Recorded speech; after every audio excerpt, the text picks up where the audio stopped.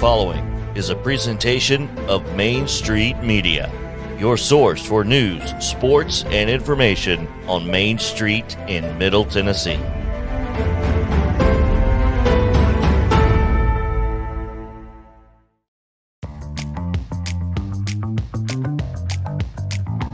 And welcome into a Thursday edition of Main Street Sports. Today on this edition, presented by Mid-Tennessee Bone & Joint, Matt Brown, extra points on a flurry of topics, including NIL, NCAA, EA Sports, all of that and more. Always enjoy having Matt joining us. Also, Scott Beasley, coach at Post-19 Columbia American Legion Baseball, as they are getting into full swing and, of course, always have a big holiday 4th of July tournament. So we'll chat with him around 3 o'clock today. Plus, we've got a spicy top story for you today. College football news, really college news in general. We'll weave it in with Matt Brown as well. And so much more. This day in Braves history, it's all straight ahead. JP playing alongside this Sundrop kid from Alabama, one Christopher. Yeah, happy Thursday. Chris, welcome in. What a day. Hated I missed you guys yesterday. I know Yes. it was a struggle, clearly. No, it was not, obviously. No, we missed you. You know, it's not right not having you on Wild and Wacky Wednesday, Captain Chaos. I mean, how can we survive? I Wild and left Wacky you with like that? 3 links. Yeah, those are like from 3 weeks ago, but that's okay. So it could have been from I've 2 used years them. ago. It's still I've Wild and used them. Wacky. Yeah, but anyway, no, we're glad to have you back, and Mo is back on. I've been telling you, he's on his awards honeymoon. Okay, the question is, where's his sunglasses and his boat? You know, I thought about that today, and Gotta get his sunglasses and his boat back. I got a little sidetracked. Tomorrow, I should have that for tomorrow. Yeah, I'll bring that back. I think it still lives somewhere. Yeah, I know. That's one of my finer moments with designing our title cards. If there's any way that we can get him a Hawaiian shirt, it would just be the end all be all right there. That would be the end. Yeah. Oh man, it is a Thursday, and boy, what a day we have. Matt Brown's going to join us here a little bit earlier than we normally get to guests, but he has to get out pretty early, and we want to get him in as long as possible because just before we go on the air, news has broke that USC and UCLA are planning a move to the Big Ten as early as 2024, which is potentially before Oklahoma and Texas even get to the SEC, JP. Could be.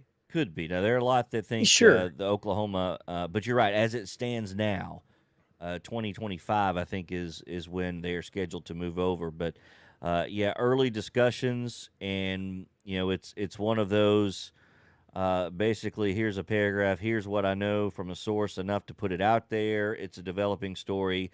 Stay tuned. So this is about all we know, at least at this point, I think. But it is interesting, and you know, it just goes to show you that there's no geography when it comes to these conferences, and I don't know any other way to look at it, Chris, than we're just moving in that direction of this, you know, super power conference or whatever. Super conferences are coming. Yeah, I mean, and basically we're going to have a top level of the NCAA, or it won't be affiliated with the NCAA, but your top level of college football, and then you've got sub levels. I think we're moving towards that of, you know, not everybody's on the same playing field, and the whole NIL thing certainly is contributing to that. But this is just one of, I'm sure, many other dominoes. It's interesting though, because the Pac-12, the Big Ten are part of that alliance with the ACC, and the Pac-12 and Big Ten forever, because they've got the Rose Bowl. I'm sure the Pac-12 feels a little betrayed with this conversation. Right? Do they, or do they ever? Unless there's some massive, broad spectrum or plan that they don't want to talk about, to where ultimately the Pac-12 and Big Ten will just kind of form together, but the alliance, the Pac-12 right? the Pac-12 will just leave, and the Big Ten will become basically those two conferences. Well, eventually, if we're going to have super conferences, we need 4 conferences. Yeah. Of 16-ish teams. Here's the problem. The problem is the Big 12 has now invited some, some middle schoolers to the high school prom. Exactly. Yeah. And that's a great way to put it. Yeah, they're one of these unit schools that they like Summertown. They'll allow 7th and 8th graders to play on varsity because they're on campus if they need to fill, and they've got some great players. That's kind of where we are right now. The Big 12, because of their numbers, they're so much lower in number of teams. They're having to pull from the middle school ranks, if you will. That's a great analogy to kind of bolster up and to get in the numbers of teams that the other conferences are going for. But quantity is not always quality. There's that. It doesn't translate into quality oftentimes. Clearly, this is a huge story. We're going to talk more about this story going forward, but we need to get to Matt as quickly as possible. We're going to talk to him about EA Sports College Football. We will still do that, but I'm sure that this is going to come up in discussion. Oh, yeah, it gives us something to start off with. At this point, let's send it back to you, JP. I'm going to give you the opportunity to tell us about yesterday's results, today's schedule on the rundown. All right, here we go. This is the Rundown. All right, we got the rundown from results yesterday. Major League Baseball, the Brewers 5-3 over the Rays. The Braves 4-1 winners over the Phillies. The Marlins 4-3 over the Cardinals. And the Cubs 8-3 winners over the Cincinnati Reds. The Sounds defeated Indianapolis in Game 2 of their series at First Horizon Park all week. 8-5 the final last night. The U.S. Open Cup. Not MLS. Nashville SC ties Orlando 1 goal apiece. What does that mean for their I have no US idea. I Open guess it's Cup chances? I guess it's pool play? I think it's pool play, Pool so play. I have no idea. All right. Yeah, I didn't have you It's yesterday very weird. to help describe what that is. We've got the WNBA. It is Phoenix 99-78 winners over Indiana.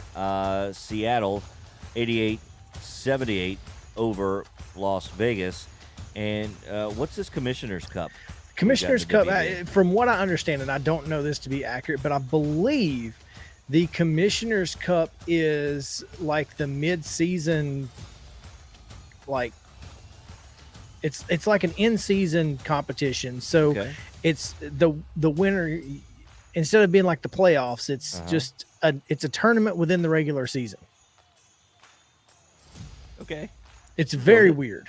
Candace Parker, though, I think I saw became the first WNBA player with 6,000 points or something, 3,000 rebounds, and 1,500 assists. The Commissioner's Cup is an in-season competition, features 61 games with a prize pool of $500,000 in the championship game for the players, and $500,000 in the championship game for the players, and at least $165,000 in charitable donations. I don't know how it works. Yeah, all I know is there was a game yesterday that is involved with that. Apparently involved with that. All right. We roll on. Schedule for today, Braves Phillies 5:05 on ESPN Plus. Probably also be on Bally Sports South. Right. I don't know, but it's going to be on ESPN Plus for those of you. 5:05. Yeah. Brewers at the Pirates at 6:05. Reds Cubs 7:05 tonight. The Sounds continue their series at 7:05 First Horizon Park, 94.9 ESPN Radio, and Jeff Him with the call. WNBA tonight, Atlanta at New York, 6 p.m. You can watch it on Twitter. You can, in fact. Watch it on Twitter.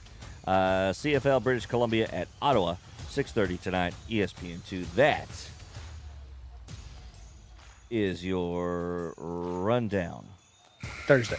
It's Thursday. Thursday. Yes. Thank you. Today is Thursday. When we come back, Matt Brown of Extra Points will join us. You should join us as well because it's going to be well worth your time. So come back on Main Street Sports Day, presented by Mid-Tennessee Bone and Joint after this.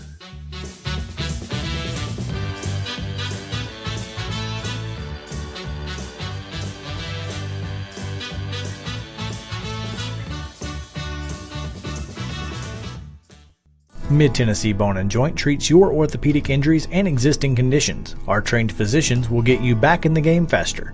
Contact us at 931-381-2663 or www.mtbj.net.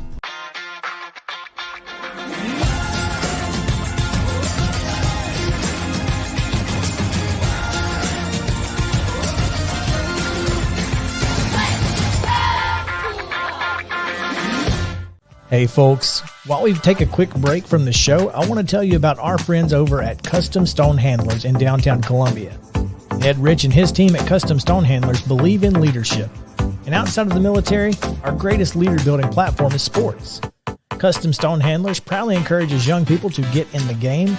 You can contact them today at 931-490-4990 or visit CustomStonehandlers.com. Jones & Lang Sporting Goods here in Columbia has been outfitting teams, officials, and anybody else from T-ball to college for 50-plus years. Be sure and check them out at 931-388-8060 or online at jonesandlang.com. Jones & Lang Sporting Goods, the look of a winner. Zion Christian Academy, ZionEagles.org or 931-388-5731. You can schedule your appointment. Go tour their campus. It is beautiful over there, and you're definitely going to want to see it. Again, it's ZionEagles.org. Give them a call, 931-388-5731, and schedule your tour today. Are you an enthusiastic sports fan? Want to have fun and get in on the action? Heck, yes, that'd be awesome. Have great attention to detail? Want to stay active? Definitely.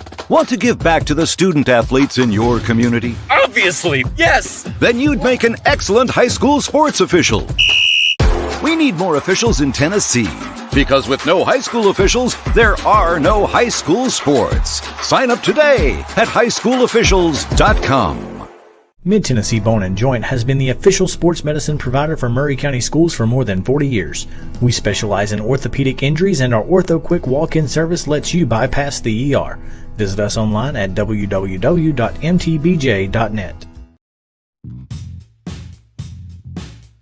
Welcome back in Main Street Sports today on this Thursday, brought to you by Mid-Tennessee Bone and Joint. JP and Chris hanging out with you today. And we've got a lot to get into, Chris, and that's why we tried to go to break a little early, because we really want to bring in our next guest. I'll let you introduce him. Yeah, it's we are always excited to be joined by Extra Points newsletter founder and author, the entire author. He's like the whole department. The entire author. I love Matt Brown. When I was working at the Advertiser News, people would say, well, what do you do there? I'm like, well, I'm the editorial department. Like the whole department? Yes, I'm the only person who works there. So kind of the same thing, Matt. Matt, what's going on, man? Friends, it's good to be with you. This definitely feels like a day where I wish I wasn't mostly a one-man department. This is the craziest day I can remember in a long time. It almost reminds you of last summer when the news broke of Texas and Oklahoma out of nowhere. Honestly, this feels even a little bit wilder to me. So I can tell you all this because I had some readers and I had some people reach out to me about a month and a half ago talking about this and saying, hey, is there any truth to this? Can you look into it? And made a couple of phone calls, and everything that I heard from ADs or from the industry was, no, this isn't, there's not a whole lot of truth to this. The timing doesn't really make any sense right now.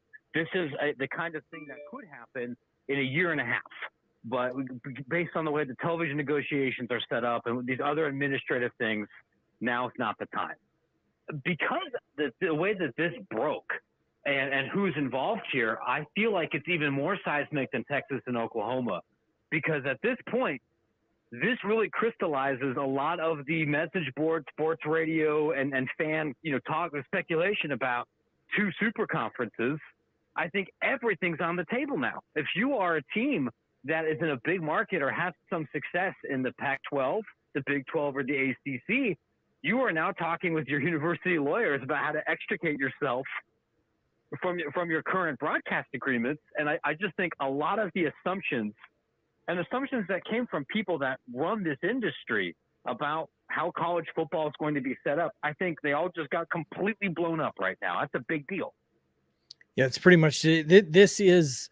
You're right. It is a little bit bigger of a deal. I don't know that it's not as surprising to me because nobody expected Oklahoma and Texas to go to the SEC. And then when that news broke, it was the most surprising thing I've ever seen in college football. Now, this, like you said, there have been some rumblings for a while now, but the thing that makes this more important is exactly what you just said. This is the start of the super conferences. And for this is, I hate that this is not what we want to talk to you about, but we can't not talk about this. Yeah. You know, for all intents and purposes, all of the rumblings that we've been hearing about not just super conferences, but the FBS in general and the Power Five kind of breaking off, this seems like another step in that direction. Yeah, I think I was asked, and all the time about a P5 breakaway and what that might look like. And when I've talked to so many ADs and also consultants in this world about it, I have to almost to a man and to a woman heard, well, we don't think that that's likely in the near future. And I've heard that from Power 5 leaders, and I've heard that from one AAA leaders. The math doesn't really make sense. They have a lot of autonomy as it is already. I think this is such a seismic move. Again, everything's on the table. So whatever assumptions we had about, an NCAA breakaway, accelerate those. Whatever assumptions people had about whether Notre Dame needs to join a conference or whether their legal agreements require that to be the ACC, I think it's all on the table. Any grant of rights agreement, any legal document that would constrain you one way or the other, I think very little of that should be considered completely ironclad at this point. That's how big of a 5-alarm change this really is. Matt Brown, our guest with Extra Points here on Main Street Sports Today, presented by Mid-Tennessee Bone and Joint. Matt, I can only imagine what the Pac-12 is feeling today. I mean, they were part, of course, of that, quote, alliance with the Big Ten and the ACC, rather, and, of course, the just, over a century of connection with the Big Ten Conference. I can only imagine what the Pac-12 is feeling today. I can help with this. The answer is completely blindsided. Yeah. This is not something that Pac-12 leaders, and I'm saying both at the conference office and at the school level, had any idea was coming. It is just amazing. Like how surprised folks were at the Big 12 with Texas and Oklahoma. Kliavkoff just gave an interview like 3 weeks ago saying, I'm not worried about losing membership at all. They had a handshake agreement with Kevin Warren about not poaching their teams. They were working together on these big structural changes to try and work in lockstep with each other. They have this enormous historical contract with the Rose Bowl, and that all just got nuked. And it got nuked because USC and UCLA were the driving forces saying, we want out of this league. It's an enormous surprise, and I can tell you guys, the last 2 hours of me calling everybody I know, I don't believe that UCLA and USC are the only schools now making phone calls right now. Like I believe Washington and Oregon and Stanford are trying to go take their get an idea for what the desire is to add them as well. Wow, Matt, a lot of people who have been clamoring for since 1998 in the BCS, really, for college football to stop acting like the Rose Bowl has, veto power over the entire scheduling process, just got a little giddy. Because the Rose Bowl just became another game, or a school who plays their home games in the Rose facility. Bowl. Love the irony there. It's funny. So a couple years ago, I wrote a book about big what-if questions in college sports. And there's a whole chapter in that book about something called the Airplane Conference. It was a big idea in the late 50s, early 60s, where a bunch of West Coast, there was no Pac-10 back then, right? The Pacific Coast Conference schools like USC and UCLA wanted to join a league with Notre Dame, with Penn State, a couple of major Southern powers, create a national conference, move into divisions, play the championship game in the Rose Bowl. make it a direct-for-TV kind of entity. Completely revolutionary. It fell apart the last minute because of the superintendents at Army and Navy that weren't super into it, but it was a real thing. And now, 60, 70 years later, that might be where this ends up, right? The Big Ten championship game might just be the Rose Bowl, or whoever ends up getting in the Big Ten boat in the next couple of months. This is it's rather amazing. And you mentioned the teams that are perhaps reaching out. The Pac-12 is obviously you don't want to be left behind. Washington, Stanford, a couple that you mentioned. Where do you think they go? Do they also look for the Big Ten? Are they looking maybe? Is the Big 12 a player at all in this? And what about the ACC part of that alliance? So, I mean, for one, the alliance was never really worth no, just crumple it up, throw it away. Well, it wasn't a thing. There was no contract. Thankfully. That was a Zoom meeting that should have been a press release. I would just suggest everyone to delete it from their minds. Where we're at now, I don't want to delve too far into speculation. I want to delve into what I actually know. What I would tell everybody here is, everything is on the table. The Big Ten, historically, and from what I know about those university presidents, cares very deeply about not just television markets, but research pedigree. They want AAU, big-time research institutions. That is the profile of a Big Ten school. That fits Washington to a T. That fits Stanford to a T. That fits Cal, although Cal has sucked at sports mostly for our lifetimes, not compared to those other ones. That doesn't include Washington State. That's not really the Arizona institution. That's not Utah. I would think that you could potentially look at Colorado, which is in that same Colorado kind back of, to the Big 12, baby. Profile. There you go. There's your bridge to Nebraska. There's your true national conference, right? Oh, man. Outside of those, right? Like if the SEC comes and offers you the bag, you take it. I don't really know who is going to be negotiating from a position of strength with the Big 12 and the Pac-12 at this point. As of right this second, even without UCLA and USC, the Pac-12 still has more valuable recruiting footprint, more valuable television markets, and more valuable brands. But if Oregon and Washington skip town, to push, maybe they just merge and, they can fight to see whoever gets to be the commissioner. A lot is on the table right now. The Big 12 is actually sending letters as we speak to Cincinnati, UCF, and whoever the hell else they were adding, saying, "LOL, JK, sorry, bye." They are wishing that they had not gotten ahead of this thing too soon. But that is a whole nother story, and I'm sure this is going to be a long a talking point for quite a while, Matt. So I'm looking forward to the Extra Points newsletter in about 2 weeks after you finish your cricket story. No, I had that. Listen, it's been funny looking at all the text messages over the last 2.5 hours with my boss and with some of my other sources. I'm like, I was excited to talk to y'all about cricket.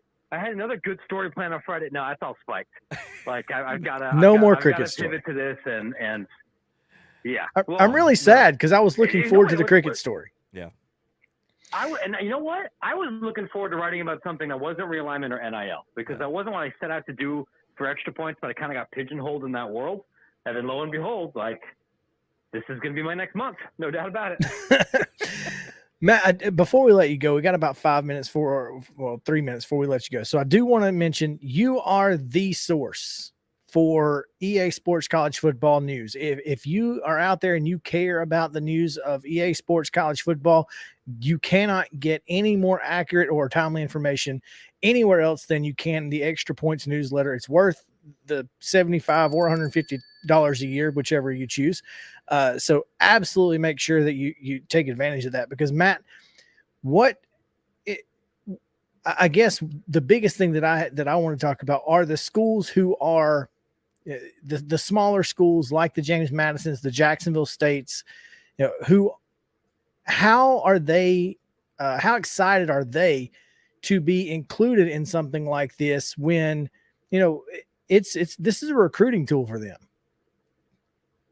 It's not just a recruiting tool for them on the football side. It's a recruiting tool for them as a university. Sure. Right? I was just talking with the folks at Sam Houston about this earlier this week. right? I may have missed the biggest college football story in history, but by God, I got Sam Houston video game gossip. At least I got that right, right? Like they're saying, we're partnering. It's not just an athletic department initiative. It's the whole university, right? As soon as we get the digital renderings of what our stadium's going to look like from EA, that's going out on the official university Twitter account. That's going to go out and how we recruit other students. It is massive, and that's why the schools that were the quickest to say yes were almost exclusively, not FCS, but G5 and lower level mid-major teams. A couple of holdouts, and I say holdouts because they're still going to be in the game. There's some financial negotiating happening. Those are almost exclusively big-time schools. But everyone that I'm talking to at EA and in the licensing world on campus believes every FBS team will eventually be in the game. Well, have you talked to Jacksonville State Athletics Director Greg Seitz yet? If not, I got his number. We'll hook you up. Yeah, please do. I have left a message with their licensing department. We are the other thing. Who needs a licensing department? I got the AD. We're good. I got you. No. But here's the thing. It's the licensing department that knows the answer. But we'll sure. talk to the AD. That sounds great. Everyone was at NACTA, right? There was this gigantic athletic department conference in Las Vegas earlier this week, and that's where all the SIDs and all the ADs and all these people were. That's probably where everything kind of got finalized for this Pac-12 deal.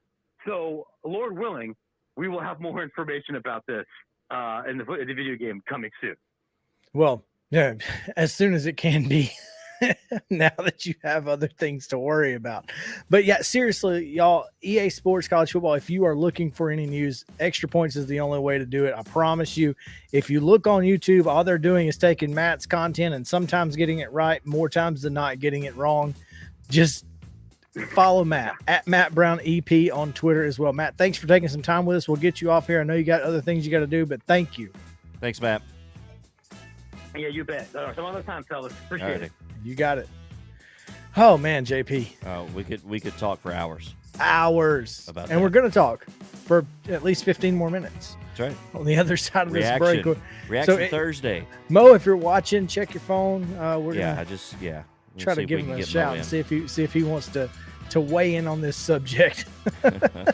So stick around. Main Street Sports Day presented by Mid Tennessee Bar and Joint. We'll come back after this.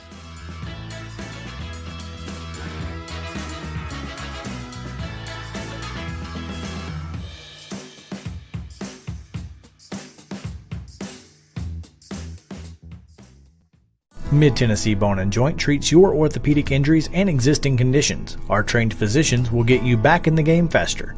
Contact us at 931-381-2663 or www.mtbj.net.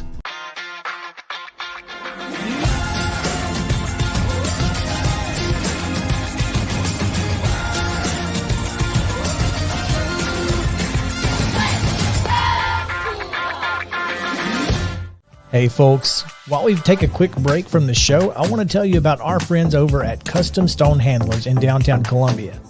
Ed Rich and his team at Custom Stone Handlers believe in leadership. And outside of the military, our greatest leader building platform is sports. Custom Stone Handlers proudly encourages young people to get in the game.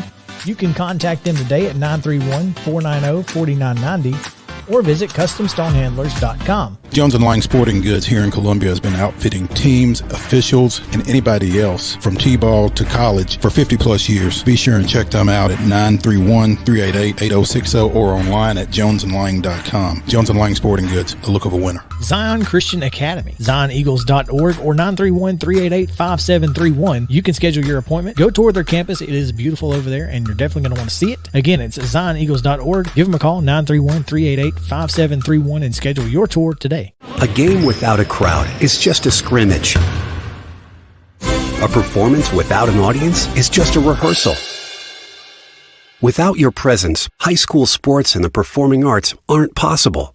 Ensure that these essential extracurricular activities continue to enrich the lives of students in Tennessee. Purchase a ticket to your local high school's game or performance. This message presented by the TSSAA. Mid-Tennessee Bone & Joint has been the official sports medicine provider for Maury County schools for more than 40 years. We specialize in orthopedic injuries, and our Ortho Quick walk-in service lets you bypass the ER. Visit us online at www.mtbj.net.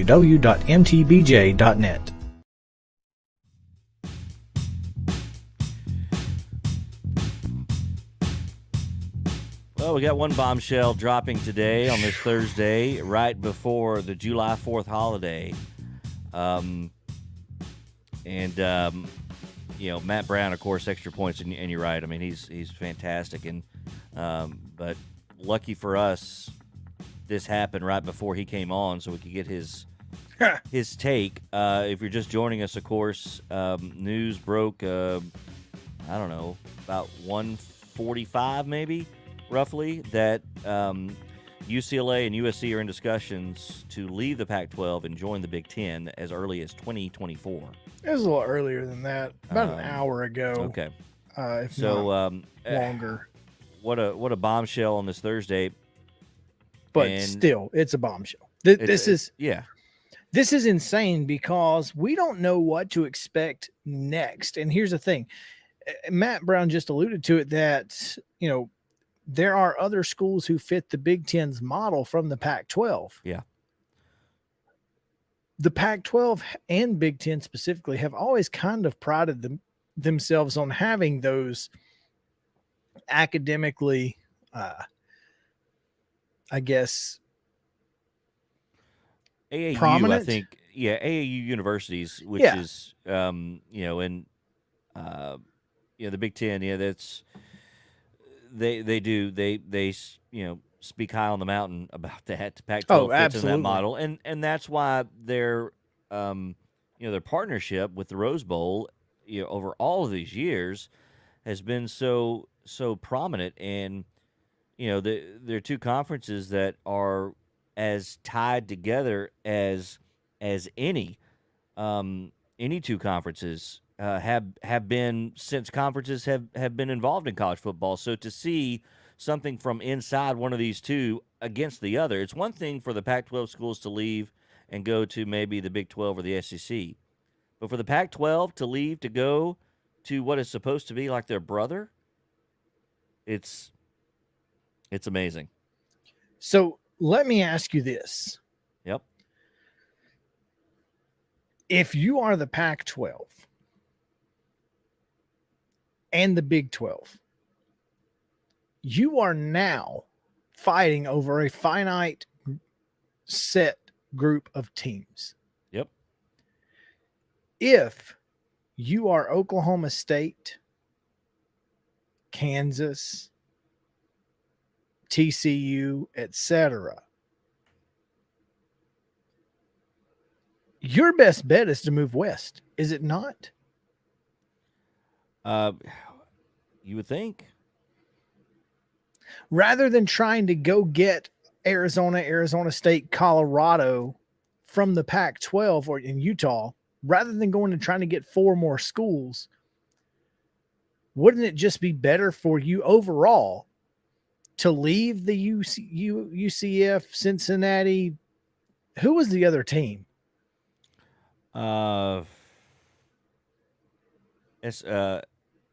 Houston.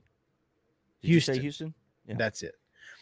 Is it not smarter for you to dip out on that conference that's bringing in the middle schoolers and go join the big schools out west? Is that not smarter?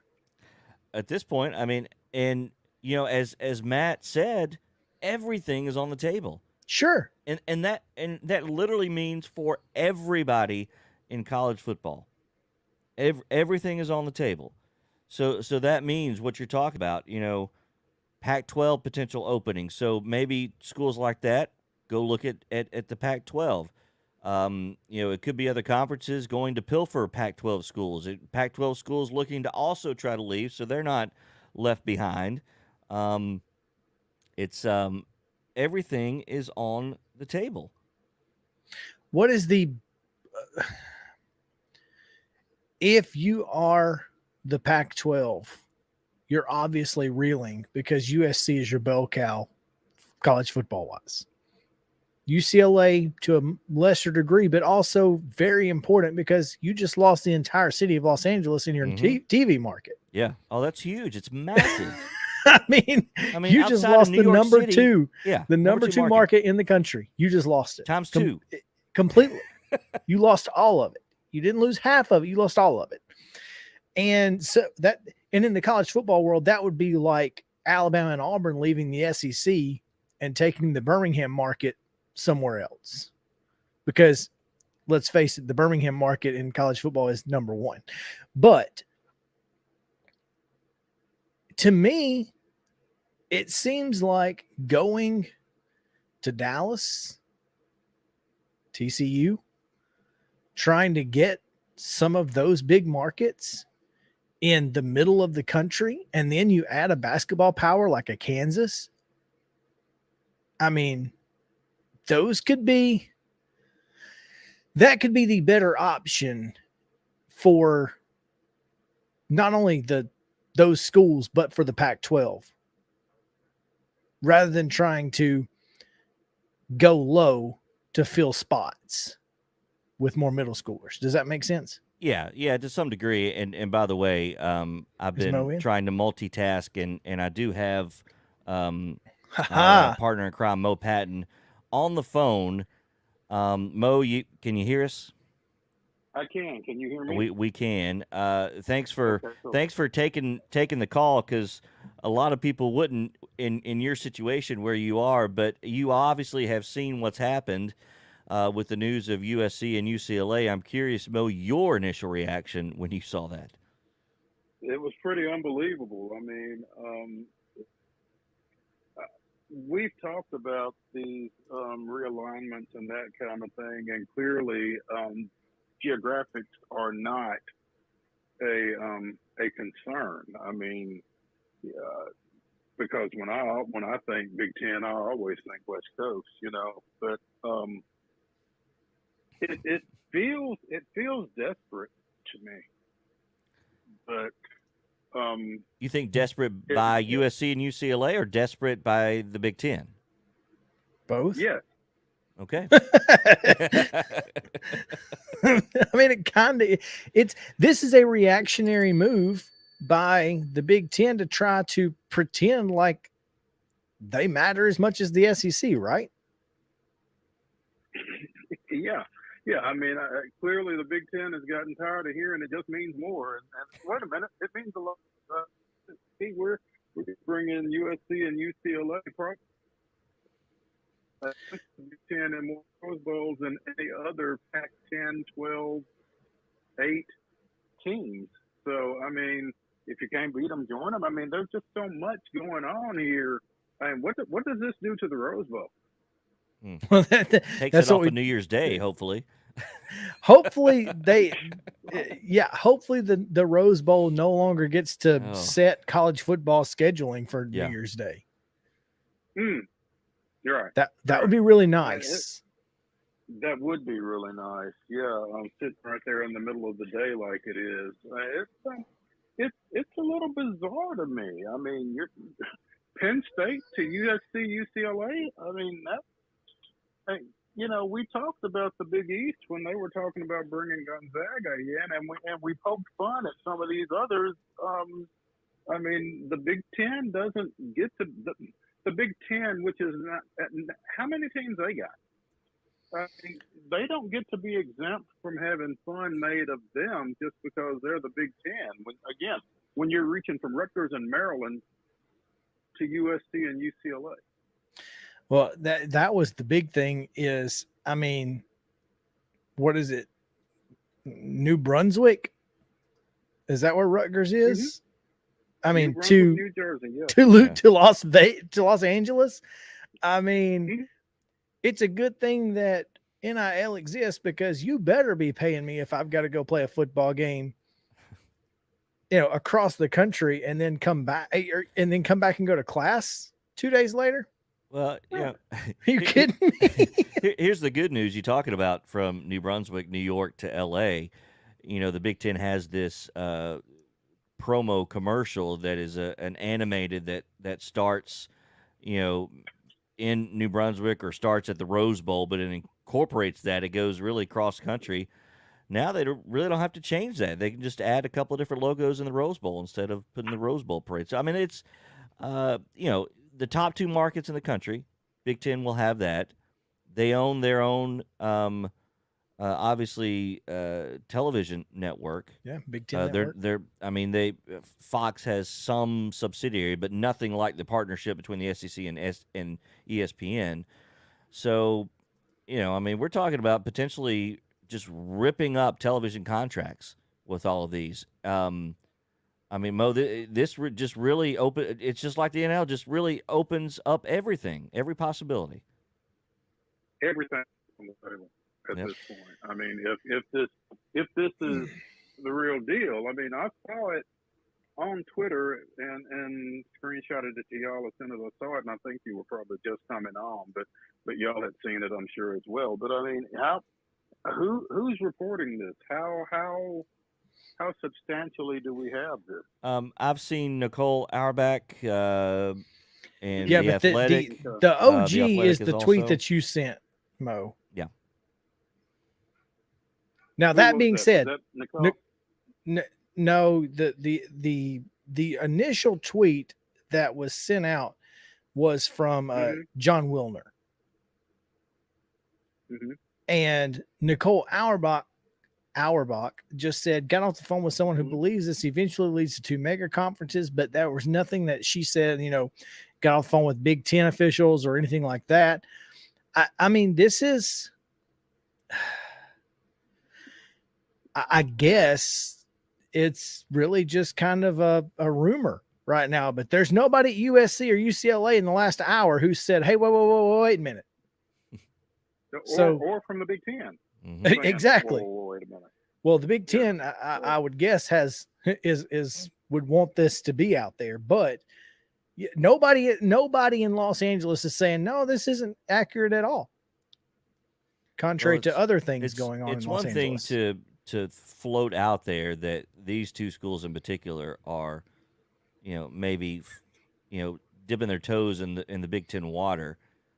There's a potential year of movement attached to this. So I mean, there's a little bit of beef, I think, to this, and but you're right, and you pair that with nobody that we've seen yet, counteracting refuting this. It. Yeah, refuting it. I mean, it's. I got 2 questions. Yeah. I got 2 questions. One, who does this adversely affect the most in the Pac-12? And 2, what is Lincoln Riley thinking right now? Well, I think it only adversely speaking, if these schools don't move. Matt mentioned that the schools that do fit the MO of the Big Ten, Stanford, Washington, Cal, I think Oregon maybe, perhaps Colorado. I think if those schools don't make that move and there's this huge breakup now between the Pac-12 and the Big Ten, I think those schools could be kind of left out in the cold a little bit if they don't make the move. I guess my thought is if the Pac-10 or whatever they are, if they lose U.S.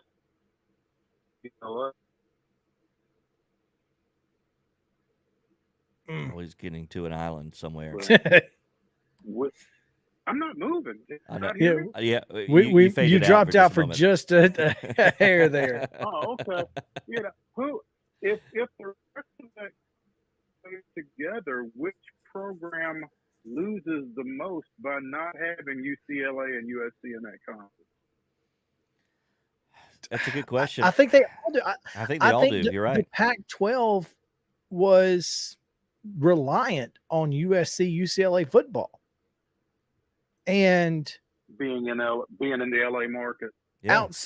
Outside of that, the only other school that makes any sense that can be your anchor is Oregon, because of the Nike connection. That's it. And that's they all don't they carry have. the weight USC has. And they don't carry that way. Absolutely not. So the problem is that the Pac-12 doesn't have a bell cow now, and the Big 12 doesn't have anybody you can go get to create fill that one. void. So now Texas you just and Oklahoma would have been those two schools to fill those that are void. the only ones. So But they're going somewhere else. So They're what heading you east. have to do now is decide. The Big 12 and Pac 12 collectively have got to decide, how can we create something that can be anywhere near the level of the ACC?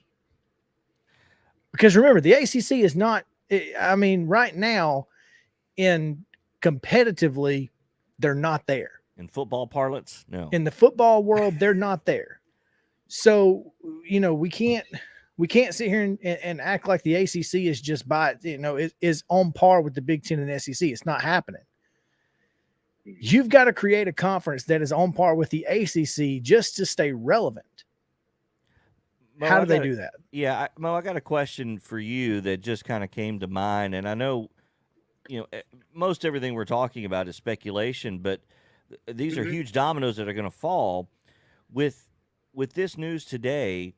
Does the SEC then kind of try to back channel and pilfer, say, a Clemson and a Florida State or an ACC school, a power like that, to try to, hey, listen, we didn't make this move. I mean, yeah, we had Oklahoma, Texas, but if they're going to continue to move, then, hey, let's, this air quote alliance of those three conferences is obviously nothing more than just a show that day to keep a vote down. But, do they back channel and maybe try to reach out to a Clemson and a Florida State to join the SEC to say, hey, you got that move, Big Ten? Well, watch this. It may not even be a back channel. I mean, I felt like all along that those are the next two, on deck for the SEC. And I think, Florida State's football struggles here of late notwithstanding, I think those are the two programs that now, when you talk about footprint, obviously the SEC is already in Florida and they're already in South Carolina, so it doesn't expand the Southeastern Conference footprint. But those are two programs that either have been at the top of their game or are at the top of their game on the gridiron. And obviously, again, football is driving all of this. Yeah. So, it's interesting because Auerbach did say, a lot of people believe that this is going to lead to two mega conferences, just strictly the Big Ten and the SEC, North versus South, and whatever. Like, that's how it's going to be. And if that's the case, I could certainly see, the Big Ten going after the Dukes, the Wake Forests, and the SEC. Yeah, yes. Well, the schools that fit their brand of, we're smarter than you and we can play football too, kind of thing.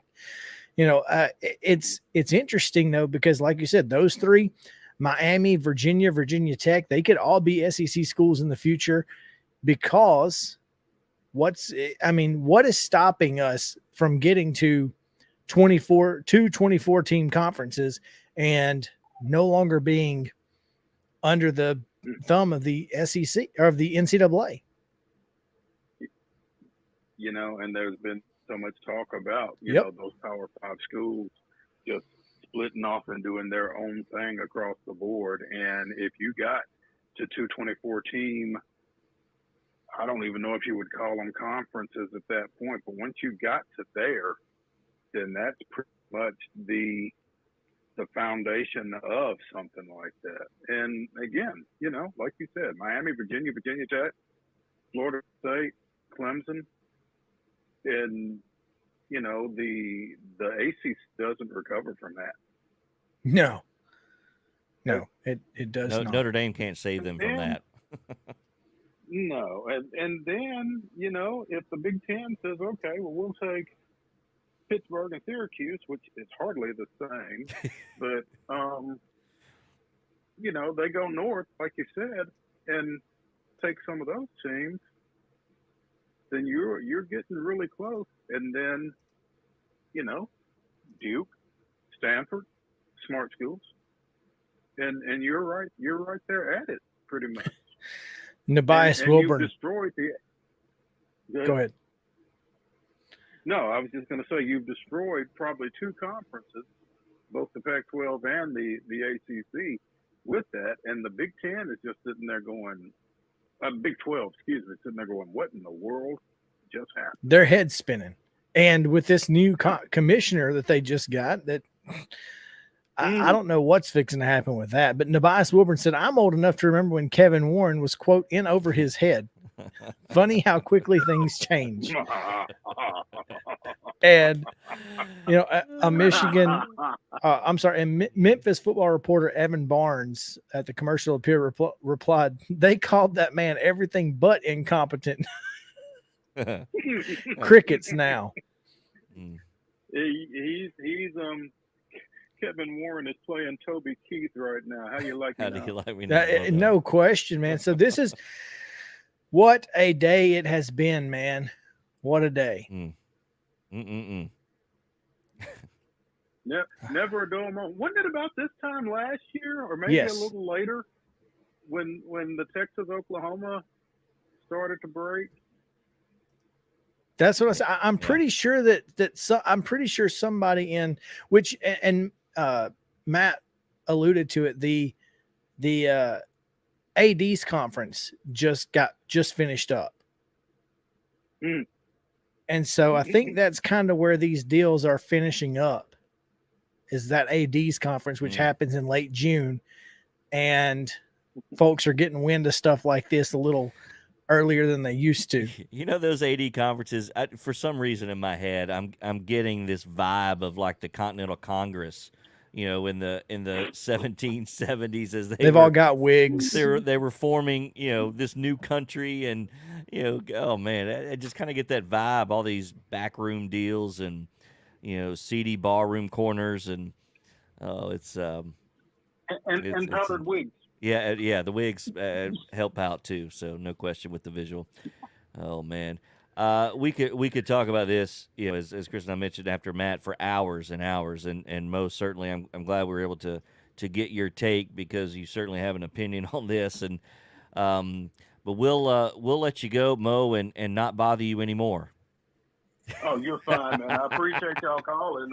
This is quite the talker for sure. Oh my goodness, fun my stuff. Goodness.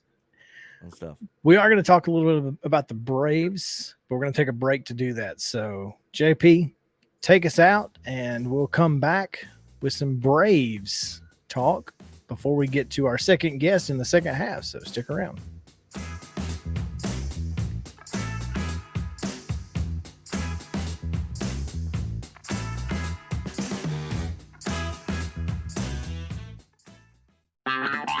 This is Chris Yao with Main Street Sports Today. Every show, Mo Patton and I welcome friends from all across the sports landscape, from high school coaches and reporters to national, college, and pro sports personalities. You never know who might stop by for a chat. AP Tennessee sports editor, three-time Tennessee Sports Writer of the Year 2020 TSWA Hall of Famer. She covers the Titans, the Predators, the Grizzlies, college football, and hoops. Please make welcome Teresa Walker. Former University of Tennessee, former Team USA Olympian, ex-Cy Young Award winner, R.A. Dickey. R.A., did I miss anything? Man, that was sweet. Yeah, I need to listen to that before I go to bed every night. That was nice. Has 5 sports Emmys. That's not bad for the other guy in Wham, Ryan McGee. The other guy in Wham married the best-looking girl, Bananarama, so the other guy in Wham had a pretty good life. From preps to pros, we're taking on the sports topics you care about. Tune in across Main Street Media social platforms at 2 p.m. or on demand on your podcast distribution platform of choice. All right, second half action here. Main Street Sports Today, presented by Mid-Tennessee Bone and Joint. JP and Chris hanging out with you. We'll be joined by Scott Beasley with Columbia Post-19 American Legion Baseball. Big 4th of July tournament, as they always do at this time. So in about 6 minutes from now, we will be joined with him in the Coach's Corner, presented by From the Heart Cafe. I'm sure we'll have more college football discussion in our final segment, just to kind of wrap a bow about our thoughts after the reaction. UCLA and USC in discussions to leave the Pac-12 for the Big Ten as early as 2024, Chris. But we've got other things to discuss. Our daily routine, just like baseball every day, we talk Braves every day, and it's time to do so. It is. And Atlanta Braves 7-3 in their last 10. New York Metropolitans 4-6. The June swoon is here for the Mets, and the Braves are taking advantage. They have now entered.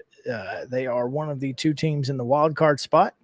So that is big news for the Braves as they continue to kick butt during June. 21 wins the month of June. Yeah, they're coming up on tying a record, 22-5, I think, best record in history. Well, today would be the day. which was also in June, by the way, and it was this millennium, I believe. Yeah, today would be the day to do that. It's the only way they can tie the record on this last day of June. And boy, what a turnaround that would be, especially when you consider the last couple of weeks they've had guys like Mike Ford in the lineup. Yeah. Orlando Arcia has been an everyday player. I mean, this is not, and for whatever reason, we've talked about this before, for whatever reason, the Atlanta Braves in this organization, when they have the quote bomb squad on the field, they tend to somehow do better, or it sparks something within the rest of the team. And would you call them the bomb squad? Yeah. Is that like the B team you're talking about? Basically, it's not the home run brigade, the bomb squad. You're talking about like the unknown guys. Sure. Right. Okay. The guys who, kind of like the kamikazes, but okay. Yeah. I mean, it's really remarkable how that group of players tends to somehow spark something within this organization, and boom, next thing you know, Braves are 22-5 in June and creeping right up on the Mets as they did last year just before the All-Star break. And the tier 1 of All-Star voting ended at 1:00 today. Okay. I heard you guys talking about All-Star voting yesterday, and I put in my vote. So we'll see. Did you vote for Acuna? I did vote for Acuna. Okay. I think he's, think he's played enough to show that he's still. Well, I think as little as he's played and where he ranks among active players in things like stolen bases and that sort of thing, you go, wow, he hasn't even played the entire year and he's still, top 10 in the league in these categories or whatever. You go, okay, maybe you just, and he's not, he's not played for a while, and and I don't know when he is going to play again.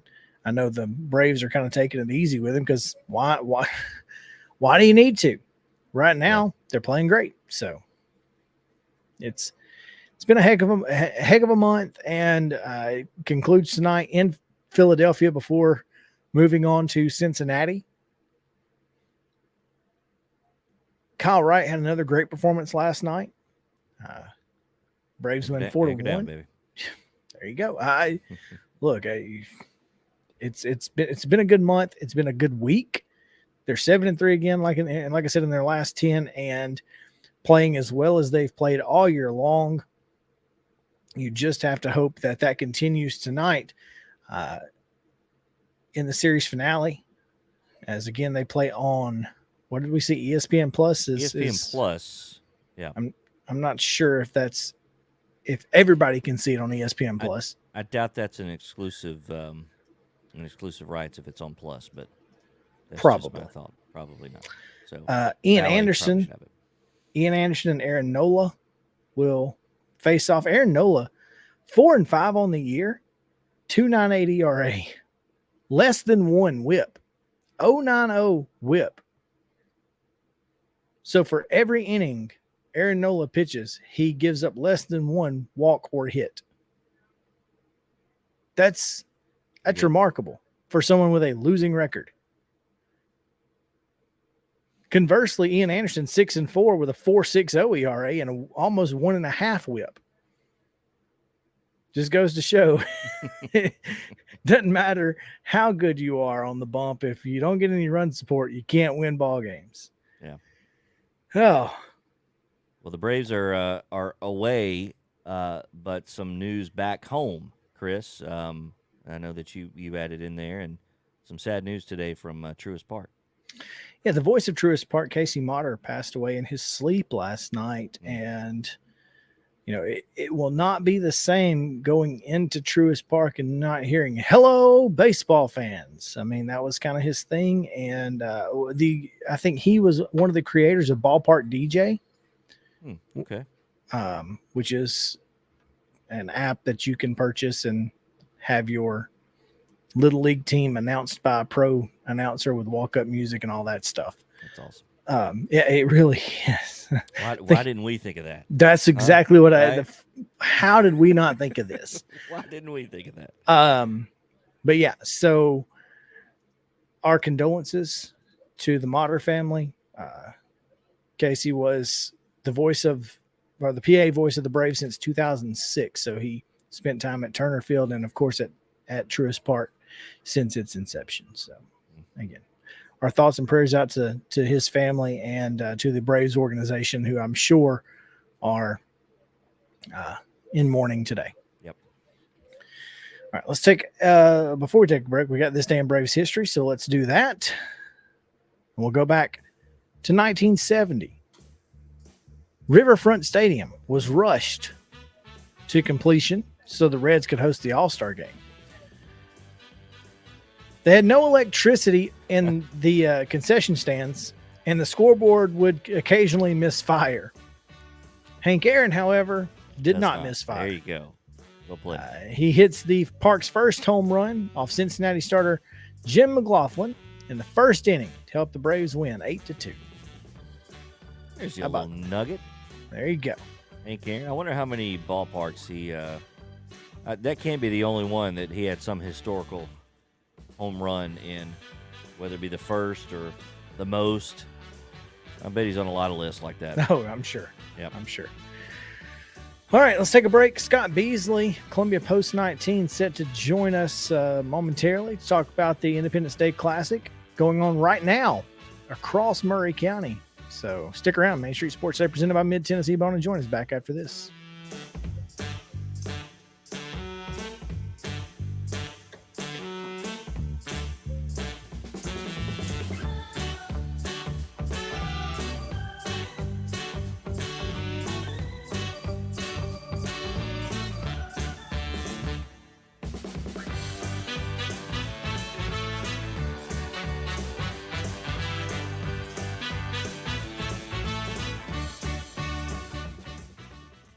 Mid-Tennessee Bone and Joint treats your orthopedic injuries and existing conditions. Our trained physicians will get you back in the game faster. Contact us at 931-381-2663 or www.mtbj.net.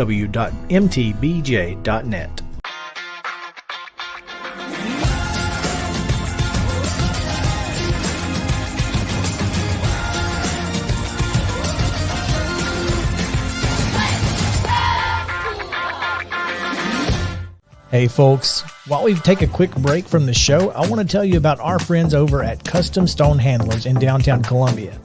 Ed Rich and his team at Custom Stone Handlers believe in leadership. And outside of the military, our greatest leader building platform is sports. Custom Stone Handlers proudly encourages young people to get in the game.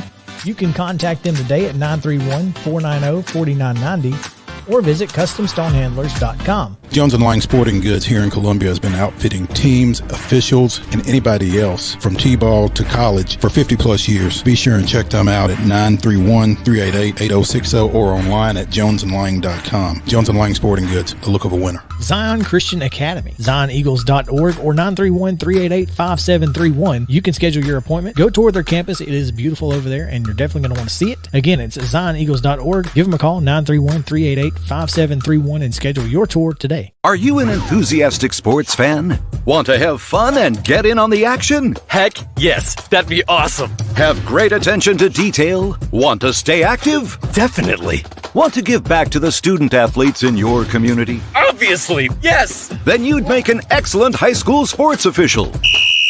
We need more officials in Tennessee.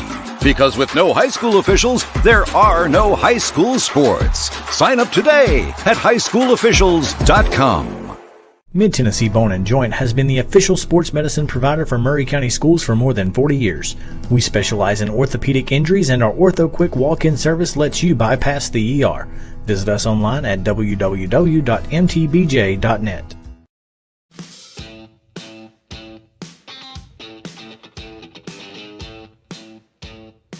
JP, this chair of mine.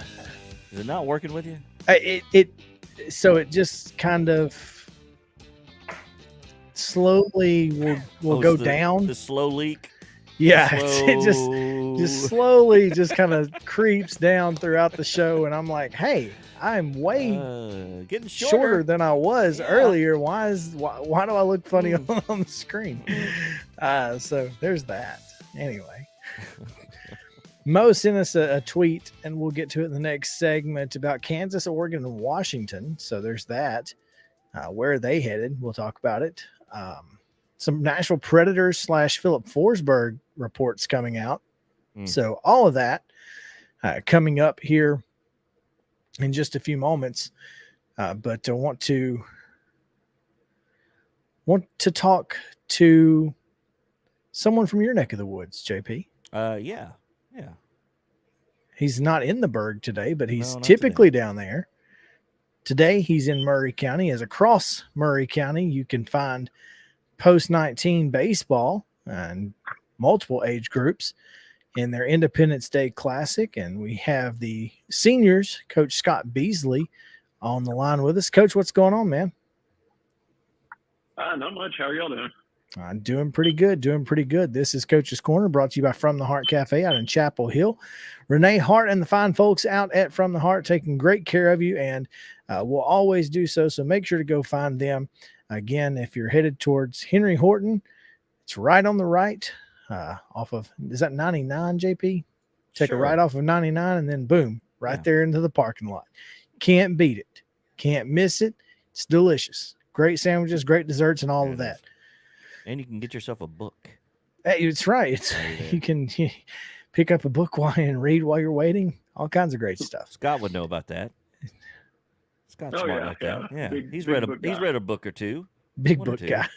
Been a couple of years, but yeah. Scott, tell us a little bit about obviously the Independence Day Classic is a huge event for the post-19 organization, and you guys get a chance to kind of put this event on each and every year, and it brings in a ton of folks from across the country to Columbia. Yeah, another pretty big tournament for our 19U division. Got 10 teams in our tournament from anywhere.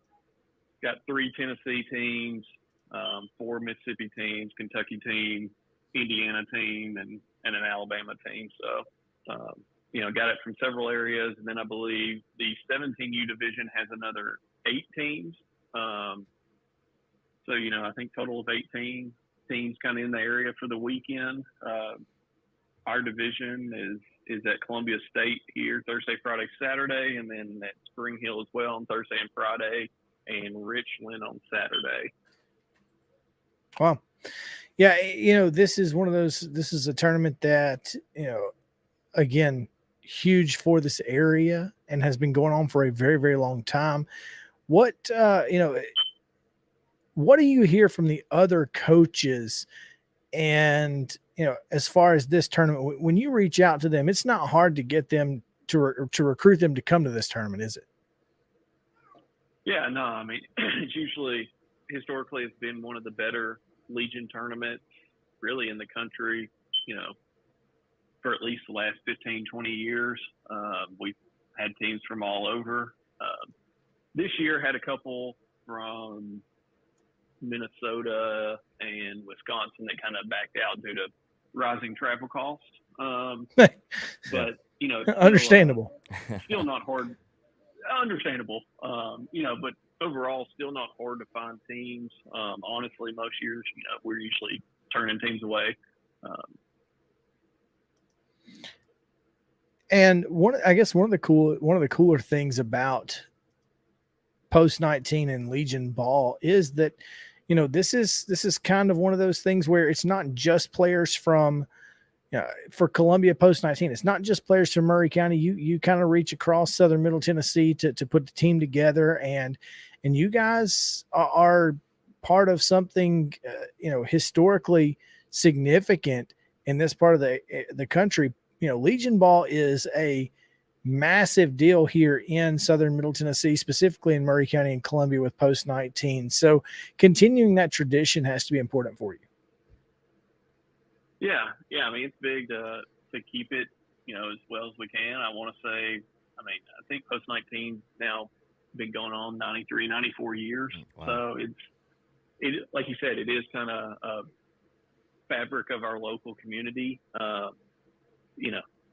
Legion ball in Tennessee in general, obviously, number of teams has obviously declined from what everybody remembers growing up in the 70s, 80s, and there was a team in every community. But we're lucky to still have it being strong here and still having it pretty strong in the Southeast. Overall, even though the number of teams are down, the quality of teams are kind of still there. Scott Beasley, our guest here, Columbia Post 19 baseball coach, as the Independence Day Classic tournament gets underway today and for the next 3 days. By the way, you can find more details at mainstreetmurray.com and see who all is participating.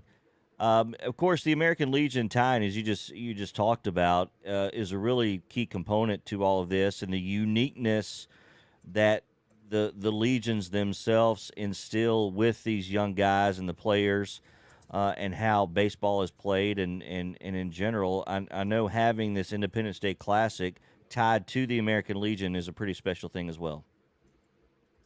Yeah.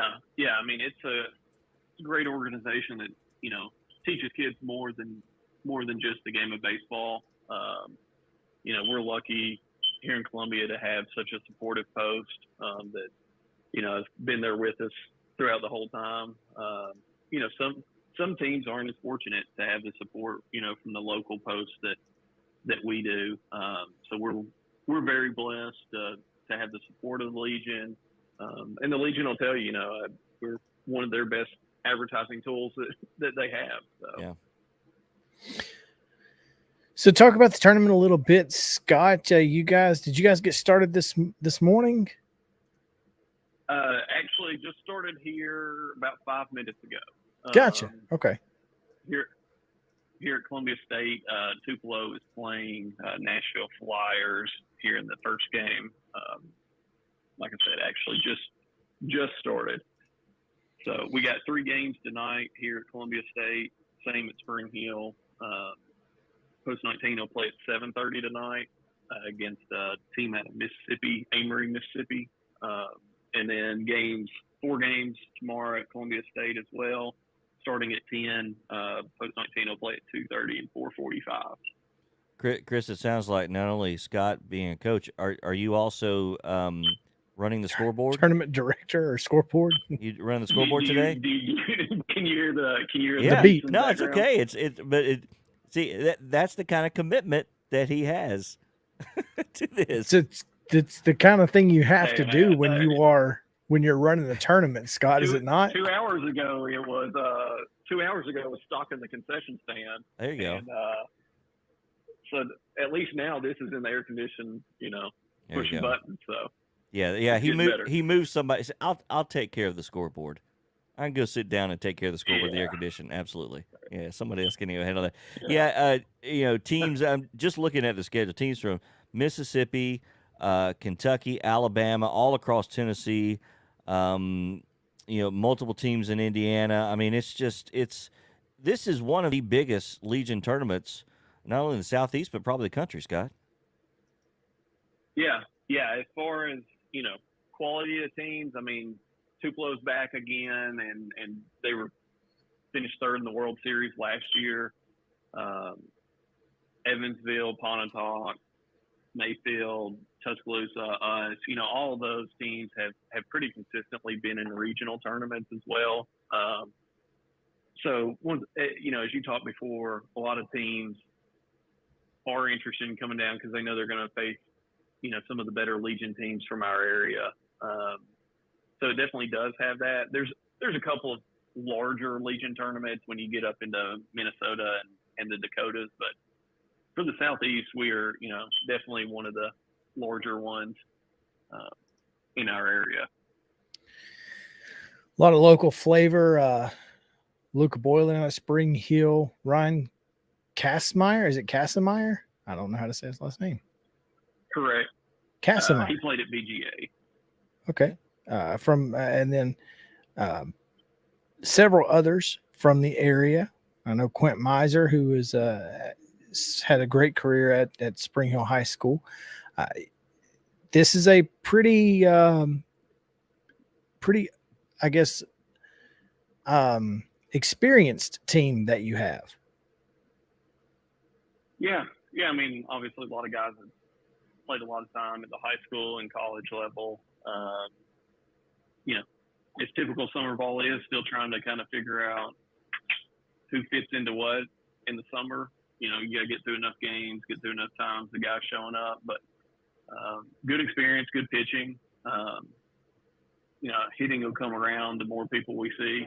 So hopefully we can peak towards the end of the year when it matters at state and regional, and that's kind of what we're focused on going after. Yeah, a lot of history there, and I know, Scott, you like to travel quite a bit with this group, and has a history. I'm sure COVID negated a lot of that. Have you been able to get some of those trips maybe this year, or at least in the next couple of years, kind of back on the schedule as kind of a reward for all the hard work these guys put in? Yeah, obviously COVID knocked off some of that. We haven't this year. We're kind of back on the road somewhat. Mm-hmm. We went to Murray State for a weekend, went down to Troy. Next weekend, go to Tupelo. As far as like the big ones that we've done, some in the past, College World Series or Alaska or Gopher Classic up in Minnesota. Some of those we might look to add back, kind of once you get past that COVID time. Yeah. Because those trips you got to kind of start planning 6-9 months in advance, and it's just kind of been hard to do that with the uncertainties of what travel would or wouldn't be. Outside of the World Series, obviously, in Shelby, what's your favorite trip? Is it Alaska? Is it Minnesota? What's your favorite so far? I would say Alaska by Yeah. far. Of course, it's also the most expensive. So, but that trip has always been honestly about probably baseball's like second or third on the list for that trip. So, but that was always a great trip. It was more of a fun trip than it was quality of baseball. You'd face a couple of good teams, you'd face some not good teams. But just getting to see the wildlife and driving through Alaska and seeing all that was obviously really, really something special. Worth it. Again, the post-19 Independence Day Classic at Columbia State Community College started at 3 o'clock with Tupelo and Nashville Flyers. Pontotoc and Nashville will play at 5:15. Columbia and the Indians. I don't know where they're from. Indians. Gotcha. North Mississippi Indians. North Mississippi. I see it now. Okay. They'll play at 7:30 at Spring Hill High School. Mayfield is taking on Tuscaloosa right now. Gallatin and Baldwin will play at 5:15, and then Evansville will play Baldwin following that one. Tomorrow, you can catch Columbia and Gallatin at 2:30 at Columbia State, and then Columbia will take on Evansville at 4:45 after that. Columbia will also play at 2:30 on Saturday at Columbia State against Baldwin, while Gallatin will play a doubleheader at Richland at 10 and 12:15 on Saturday. So make sure to get out there for that. Scott, we appreciate you taking some time with us today, man. Yeah, appreciate having me on, and thanks for all y'all do for the local community. What does it cost to get into to the gate? $7 any side, any day. So $7, can't beat it. That's pretty good. That's a good day. That's a good day. You can watch Yeah, what right. got to pay the umpires, and you get to watch some good baseball. Yeah, no it's kidding. gonna be good baseball. You're gonna enjoy it. And again, we appreciate you taking some time, Scott. We'll see you out there, I'm sure. All right, sounds good. Thank you, guys. Thanks, Scott. That's There you go. impressive to be able to talk to us and keep the balls and strikes on the scoreboard. Well, I told you he's a heady guy. He likes books. By the way, also wanted to mention the 17-16U tournament as part of this is down in Mount Pleasant as well. So you've got baseball all over Murray County and just outside as well. It's a whole regional event. Yes, it is. In fact, let's take a quick break, JP, and finish up with more college football and a little Nashville Predators. So yeah, that's right. Stick around. Main Street Sports Day presented by Mid-Tennessee Bone and Joints. Back after this. So it's down to 100. It's going to go down.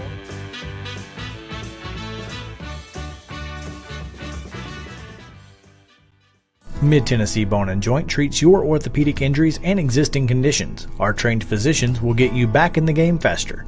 Contact us at 931-381-2663 or www.mtbj.net.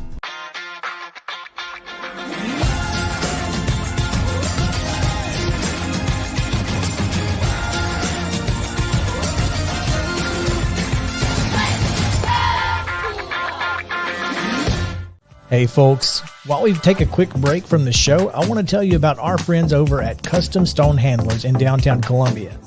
Ed Rich and his team at Custom Stone Handlers believe in leadership. And outside of the military, our greatest leader building platform is sports. Custom Stone Handlers proudly encourages young people to get in the game. You can contact them today at 931-490-4990 or visit CustomStonehandlers.com. Jones & Lang Sporting Goods here in Columbia has been outfitting teams, officials, and anybody else from T-ball to college for 50-plus years. Be sure and check them out at 931-388-8060 or online at jonesandlang.com. Jones & Lang Sporting Goods, the look of a winner. Zion Christian Academy, ZionEagles.org or 931-388-5731. You can schedule your appointment. Go tour their campus. It is beautiful over there, and you're definitely going to want to see it. Again, it's ZionEagles.org. Give them a call, 931-388-5731, and schedule your tour today.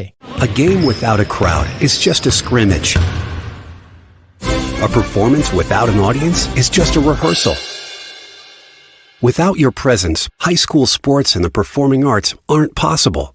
Ensure that these essential extracurricular activities continue to enrich the lives of students in Tennessee. Purchase a ticket to your local high school's game or performance. This message presented by the TSSAA. Mid-Tennessee Bone and Joint has been the official sports medicine provider for Murray County schools for more than 40 years. We specialize in orthopedic injuries, and our Ortho Quick walk-in service lets you bypass the ER. Visit us online at www.mtbj.net.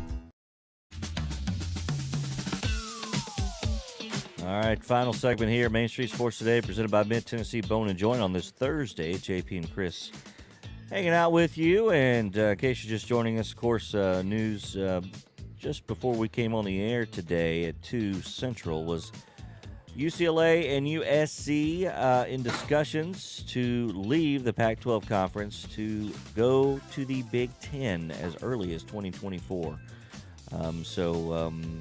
There's going to be a lot of fast-moving parts, Chris, to this story in the coming hours, the coming days. And it's not a bad thing. It's a holiday weekend where there's not a whole lot of news anyway. I mean, this is the deadest part of the year for sports because, I believe next Wednesday there are 0 of the top professional sports being played the day after the All-Star game, right? Isn't that typically the dead day of sports in this country? All-Star week isn't until the 18th. Oh, is it a couple of weeks away? It's during SEC Media Days. Oh, that's right. So anyway, it's still a dead time. Yeah, there's almost nothing. There's not a whole lot going on besides Major League Baseball. So there's that. Yeah, so through the holiday weekend, this will get a lot of legs and a lot of attention, and dominate a lot of the shows, as well as should. It's a fascinating story, and for those of us that do this on a daily basis, hey, it's it's gold, Jerry. It's gold. It absolutely is. 100%. Mo sent us a tweet right after he got off the air with us that said Kansas, Oregon, and Washington headed to the Big Ten. With announcements coming soon, the latter sooner than Kansas. So not surprising to see Kansas make that move, and not is it surprising to see someone raiding the Big 12 again? No. I mean, they've been left out, right or wrong, for a long time, and that's been the conference that has been. You've had teams go east, you've had teams go west, and then their two pillars. Obviously, the news a year ago are leaving as well, so they've had to try to rebuild. So no, it's no surprise that's the conference. And you think about with USC and UCLA, if this does in fact happen, you're going to need a little bit of that of a bridge, right? Geographically, to some degree. Perhaps now there's not a whole lot that fit that model left in the Big 12 with Texas and Oklahoma kind of leaving. But no, it doesn't surprise me. I mean, if I were in the Big 12, I'd be worried about the conference and its legitimacy. A lot of folks saying that Kansas may not be headed to the Big 10, but may be headed to independent in football in the Big East and everything else, which would certainly make a lot of sense basketball-wise and football-wise. I'm not sure. I mean, honestly, Kansas probably makes more money if they're a guarantee game than being in the Big 12. I mean, if you're not going to commit to football, just don't commit to football and go with it. Although that's the hardest, that's the most expensive sport. But there has been some talk about Kansas in the Big East. Obviously, that's a basketball move, and the Big East obviously is just a basketball conference now. It is a very good one, and I think would fit into that to some degree. They're obviously an outlier. The football program, it basically will just send it out to the to the back acreages of their campus. From the sports perspective, basically forever until a change is made, because with that move, it just says football's not our top priority. We're not gonna invest in that, and so it will relegate Kansas football to an also ran more permanently than they may already be, but more permanently. I mean, they had a little spot where they were got to number 2 in the country. Yeah, 2009, baby. Back and forth. Good times back then. Yeah. So I'm just going to read this off to you. Sidelines _SN, Sideline Sports Network, shows a 32-team mega conference, right? Okay. For the Big 10, whatever you want to call it. Washington, Oregon, Stanford, Cal, USC, UCLA. Arizona, Utah, Colorado, Nebraska, Kansas, Iowa State, Minnesota, Wisconsin, Northwestern, Illinois, Purdue, Indiana, Michigan State, Ohio State, Pitt, Penn State, Syracuse, Boston College, Rutgers, Maryland, Virginia, North Carolina, Duke, and Georgia Tech. Okay. So I honestly could see that happening. So basically, it's most of the Pac-12, almost all of the Pac-12. You bridge in Kansas, Iowa State. Is that it from the Big 12 that you mentioned? Yes. Yeah, you bridge those two in, and then you're adding ACC teams, BC, Syracuse, and Duke. BC, Syracuse, Virginia, Duke, North Carolina, and Georgia Tech. And Georgia Tech. Okay. Who are all pretty much, I don't think Arizona would be an AAU institution. No, but Arizona doesn't quite fit that, but, almost everything else does.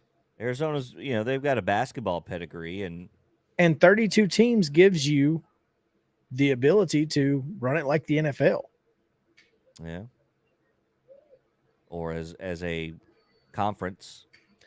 You would almost be You would almost be two separate conferences with Nebraska, Kansas, and West, and then maybe one of Minnesota, Indiana State, and a couple of those Midwest or teams Iowa, could go west. Iowa State. Yeah, you could get some of those, and then everybody on the East is by themselves. I could see there being just two conferences. And then the SEC would, if those ACC schools go into this, then you would assume teams like Clemson, Florida State, Miami, would join the SEC, and all the Big 12 schools, and the rest of the Big 12 schools. Yeah, not the middle schools. Which you're left with Kansas State, you're left with Oklahoma State, TCU, Baylor. Which TCU, Baylor, and even maybe Houston, just because of the TV market. Yeah, I don't believe. I'm not buying that TV markets have a thing to do with this anymore. I mean, yes, it's a big hit to lose Los Angeles if you're the Pac-12, but I just don't buy that the TV markets are the thing anymore. Because how is it not the only thing? Because you look at where they're going with these TV contracts, and TV is a relative term. They're all national contracts anyway, and streaming. It's streaming, and that's where it's going. And streaming is not dictated by geography. So no, but population is population. But yes, but the whole idea of getting a school because they're in a large market is because you get those local TV network stations cover these schools, and that brings a little bit more to the table of following them, and you hope that it'll bring that out. But I mean, I don't think there's a direct correlation.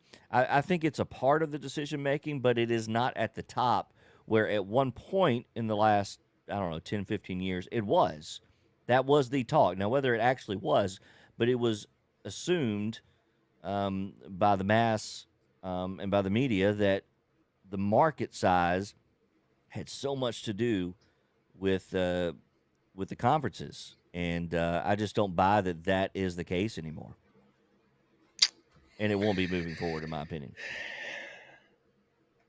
You got to add 16 teams if you're going to match the Big Ten. The SEC, yeah, and I don't know that there's 16 out there. That adding 16 to match that 32 would be difficult because that's a strong 32.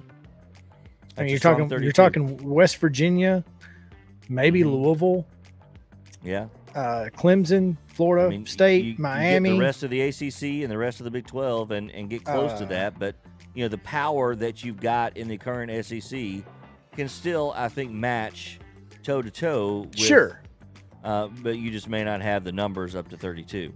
Yeah. Willie Donick, quoting Elliot Friedman, says the feeling around the NHL is that there's movement on a deal between Forsberg and the Predators. 8 years, 8.5 in that ballpark. Could certainly see that being the case. But if you're a Preds fan, you feel better. Oh, absolutely.